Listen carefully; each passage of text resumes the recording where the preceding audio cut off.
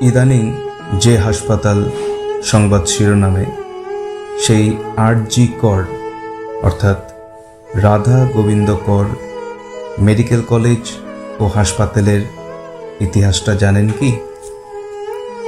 চলুন আজকের এই ভিডিওতে আপনাদের জানাই সেই মহামানব আরজি কর অর্থাৎ রাধা গোবিন্দ কর সম্পর্কে। বেলগাছিয়া থেকে দমদম বাড়ি বাড়ি সাইকেল চালিয়ে ঘুরছেন এক ডাক্তার। মাথায় একটা টুপি আর সাইকেলে ঝোলানো ক্যাম্বিসের ব্যাগ। বেশিরভাগ রোগী গরিব, পথ্য কেনারই পয়সা নেই, আবার ডাক্তারের ফিজ। তাই রোগী দেখার সাথে সাথে প্রয়োজনে রোগীদের পথ্য কেনার পয়সাও দিচ্ছেন সেই ডাক্তারবাবু। শুনলে আশ্চর্য হবেন, সেই ডাক্তারবাবু ততদিনে বিলেত ফেরত। ভাবতে অবাক লাগে, আজ একজন সাধারণ এমবিবিএস ডাক্তারেরও যখন গ্রামে গিয়ে চিকিৎসা করায় অনীহা, তখন বিলেতের ডিগ্রি নিয়েও এই ডাক্তার স্বেচ্ছায় অস্বাস্থ্যকর গ্রামকেই তাঁর কর্মস্থল বেছে নিয়েছিলেন। মার্চ মাস 1899 সাল। প্লেগ তখন কলকাতায় মহামারীর আকার নিয়েছে। সেই সময়ে উত্তর কলকাতার অলিতে গলিতে ঘুরে রোগীদের সেবা করে চলেছেন এক আইরিশ মহিলা। জেলার স্বাস্থ্য আধিকারিক পদে নিয়োজিত এক ডাক্তারও রোগীদের বাঁচাতে উত্তর কলকাতা চষে ফেলছেন। রোগ থেকে বাঁচার পরামর্শ দিচ্ছেন। পথ্য কিনতে অপারগ রোগীকে নিজেই অর্থ তুলে দিচ্ছেন।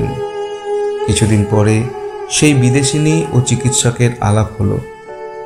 প্লেগের সংক্রমণ রুখতে ও মৃত্যুর হার কমাতে দুজনে একজোট হয়ে কাজ করলেন তাঁরা।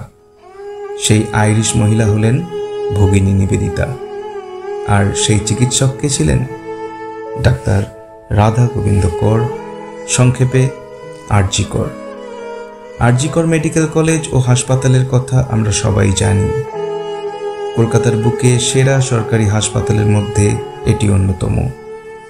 কিন্তু আপনাকে যদি জিজ্ঞাসা করা হয় কে ছিলেন আরজি কর, তাহলে অধিকাংশ বাঙালি লজ্জায় পড়বেন।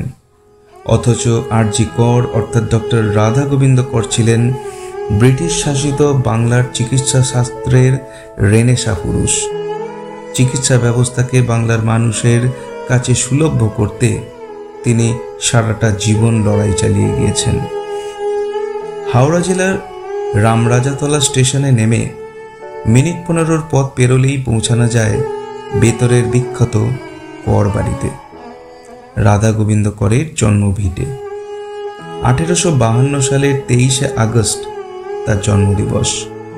বাবা দুর্গাদাস কর ঢাকায় মিডফোর্ড হাসপাতাল প্রতিষ্ঠা করেছিলেন। পড়াশোনায় অসম্ভব মেধাবী রাধা গোবিন্দ কর হেয়ার স্কুল থেকে প্রবেশিকা পরীক্ষায় পাশ করার পর চিকিৎসা বিজ্ঞানের পাঠ গ্রহণের জন্য 1880 সালে কলকাতা মেডিকেল কলেজে গিয়ে ভর্তি হন। পড়াশোনার পাশাপাশি ছিল থিয়েটারের প্রতিও তার মারাত্মক টান। 1883 সালে কলকাতা ছেড়ে স্কটল্যান্ডে পাড়ি দেন রাধা গোবিন্দ। ভর্তি হন এডিনবরা বিশ্ববিদ্যালয়।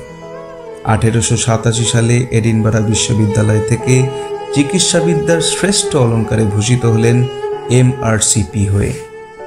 বন্ধু বান্ধব আত্মীয় স্বজন সকলেই বললেন তাকে ইংল্যান্ডে থেকে ডাক্তারি করার জন্যে। এমনকি তার শুভানুধ্যায়ী অধ্যাপক বৃন্দ তাকে বললেন বিলেতেই থেকে যাওয়ার কথা। কিন্তু না, তিনি ফিরে এলেন তার জন্মভূমি মাতৃভূমিতে, এই বাংলায়। একজন বিলেত ফেরত ডাক্তার হয়ে তিনি দাঁড়ালেন এই বাংলার অসংখ্য অসহায় গরিব মানুষের পাশে। সেই সময় চিকিৎসাবিদ্যা পড়াশোনা হতো ইউরোপীয় চিকিৎসা শিক্ষা ব্যবস্থায়। সমস্যায় পড়তেন সাধারণ পরিবার থেকে চিকিৎসাবিদ্যা পড়তে আসা বঙ্গ সন্তানরা। তৎকালীন সময়ে চিকিৎসা বিজ্ঞানে বাংলার কোনো বই ছিল না। তাই ডাক্তারি পাশ করার আগেই বাংলা ভাষায় চিকিৎসা বিজ্ঞানের বই লেখার কাজে হাত দেন রাধা গোবিন্দ। 1871 সালে প্রকাশিত তার প্রথম বই ভিষগ বন্ধু। অন্যান্য বইগুলির মধ্যে উল্লেখযোগ্য হল সংক্ষিপ্ত শারীরতত্ত্ব, রোগী পরিচর্যা, ভিষক সুহৃদ, প্লেগ, স্ত্রীরোগের চিত্রাবলী ও সংক্ষিপ্ত তত্ত্ব, সংক্ষিপ্ত শিশু ও বাল চিকিৎসা, সংক্ষিপ্ত ভৈষজতত্ত্ব, কর সংহিতা ও কবিরাজ ডাক্তার সংবাদ ইত্যাদি। সবকটি বই লেখা হয়েছিল বাংলায়। ইংরাজি জানা ডাক্তারি ক্লাসের ছাত্ররাও তার বই পড়তেন। শুধুমাত্র চিকিৎসা বিজ্ঞানের বই লিখে যে বাংলার রোগীদের সমস্যার সমাধান নয় তা অনুধাবন করেছিলেন রাধা গোবিন্দ। তাই ডাক্তার কর মনস্থির করলেন এদেশের মানুষের জন্য একটি হাসপাতাল তৈরি করবেন। কিন্তু টাকা কোথায়? ঠিক করলেন ভিক্ষা করবেন, নিজের সব কিছু বিক্রি করে দেবেন। যেমন ভাবা তেমন কাজ। কলকাতার বড়লোক ধনীদের কাছ থেকে ভিক্ষা করতে শুরু করলেন। কলকাতায় তখনকার দিনের বড়লোকদের বাড়িতে কোনো আনন্দ অনুষ্ঠান হলে বা তাদের বিয়ের অনুষ্ঠানে ডাক্তার কর সেই বাড়ির গেটের সামনে দাঁড়িয়ে থাকতেন আর অভ্যাগত আমন্ত্রিতরা এলে ভিক্ষা চাইতেন। অনুরোধ, কিছু টাকা পয়সা যদি সাহায্য করেন খুব উপকার হয়, সবার জন্য একটা হাসপাতাল তৈরি করতে পারি। সবাই দেখছেন একজন বিলেত ফেরত MRCP ডাক্তার মানুষের জন্য হাসপাতাল করার জন্য ভিক্ষা চাইছেন। পরিচিতরা বিস্মিত হয়ে জিজ্ঞাসা করে, স্যার, ডাক্তারবাবু আপনি? শ্রদ্ধায় তারা তাদের সাধ্যমতো সহযোগিতা করেন। আবার কেউ কেউ মুখ বেঁকিয়ে পাশ কাটিয়ে চলেও যায়। শত অপমান সহ্য করেও নিরহংকার মানুষটি হাসপাতাল তৈরির স্বপ্ন সার্থক করার জন্য নির্দ্বিধায় অর্থ সাহায্য চাইতেন। শুধু তাই নয়, চিকিৎসক হিসাবে অর্জিত অর্থের সমস্তটাই দান করে গিয়েছেন মেডিকেল স্কুল ও হাসপাতাল স্থাপনে। এভাবেই ভিক্ষা করে নিজের যাবতীয় সব বিক্রি করে 25,000 টাকায় বেলগাছিয়ায় 12 বিঘে জমি কিনে নেন ডাক্তার কর। এরপর 70,000 টাকা ব্যয়ে সেখানেই গড়ে উঠল হাসপাতাল। শয্যা সংখ্যা 30, ঠিকানা 1 নম্বর বেলগাছিয়া রোড। হাসপাতাল পরিদর্শনে এসে 18,000 টাকা দান করেন স্বয়ং প্রিন্স অ্যালবার্ট ভিক্টর।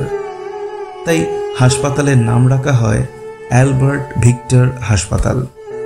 1904 সালে রাধা গোবিন্দের উদ্যোগের সঙ্গে মিশে যায় college of physicians and surgeons of Bengal. তারও 10 বছর পর মেলে কলকাতা বিশ্ববিদ্যালয়ের অনুমোদন। আত্মপ্রকাশ করে বেলগাছিয়া মেডিকেল কলেজ। কিন্তু সেই নাম বেশি দিন স্থায়ী হয়নি।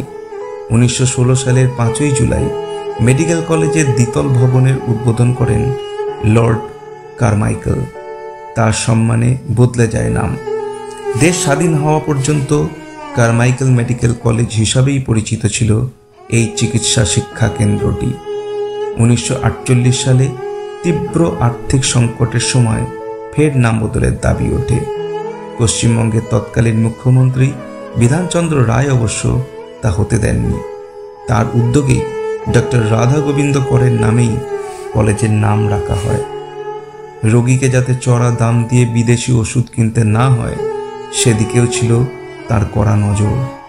আচার্য প্রফুল্লচন্দ্র রায়ের আত্মজীবনী life and experiences of a Bengal chemist থেকে জানা যায় দেশের প্রথম ফার্মাসিউটিক্যাল সংস্থা তৈরির সময় দেশীয় পদ্ধতিতে ওষুধ তৈরির কাজে রাধা গোবিন্দ করের অবদান। 1918 সালের 19শে ডিসেম্বর ইনফ্লুয়েঞ্জায় আক্রান্ত হয়ে শেষ নিঃশ্বাস ত্যাগ করেন রাধা গোবিন্দ কর। মৃত্যুর সময় রাধা গোবিন্দ করের নিজস্ব সম্পত্তি বলতে কিছুই ছিল না, শুধু ছিল বেলগাছিয়ায় গড়ে তোলা একটি বাড়ি।